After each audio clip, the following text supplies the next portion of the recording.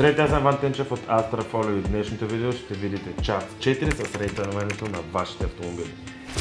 Това е Touareg, предполагам, Airline, но все пак е стоков отново 5. Golf тройка Cabrio, който не е търсил такава кола, не знае как не се намира. Volkswagen Club България, но стоков е петичка, но адмирации към автомобила, който имате, браво. Dodge Ram, ето това е перфектният автомобил за носене на всякакъв тип неща, дърпане на каравани, ремаркета и какво ли още не, но е все пак стоков, петичка.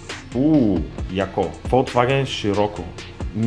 Миналия епизод, миналата част също имахме Volkswagen Scirocco, което беше доста яко, помня го все още. Много интересно, доста ентусиасти има на този автомобил, но е факт, че самата визия дава възможността да разкриете потенциала на целия тунинг и да му подхожда. Със сигурност тук вече е с въздушно окачване, добавяне, джантите са много хубави, добавяне са добавки, спойлери, много интересен, наистина браво. Страхотен автомобил, десятка. А3, 4 врата, хеджбек, стокова, петичка. А5, петичка, стокова е все пак. Lexus, браво, такъв нямахме до сега, но е стоков. Скрита реклама на Хипотакси. BMW 5, 5, все пак е стоково. BMW 6, 6, петица е 60-ка, тази съм я виждал някъде. Така че, 6 точка. BMW тройка, отново е стокова, петичка.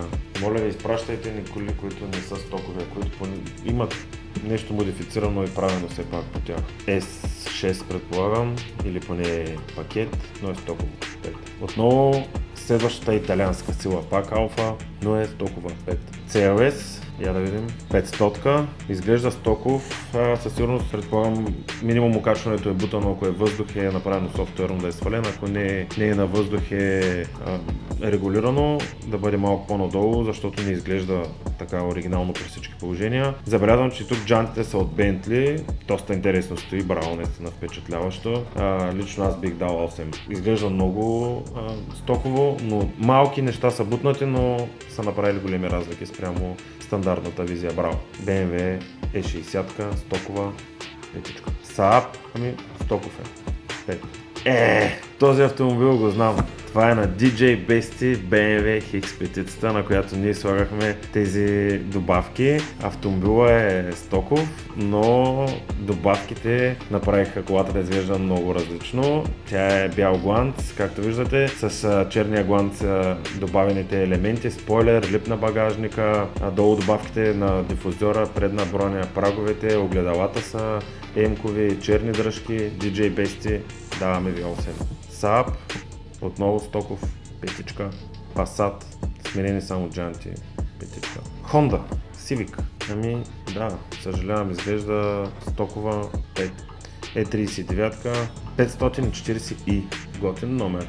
E34 или седмица, това няма как да разбера по тази снимка, но изглежда стокова.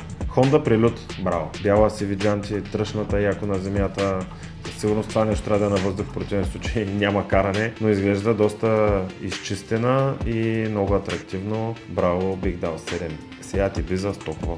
А5, това е фолио. Надявам се, че и червен хром мат, предполагам, поне така изглежда.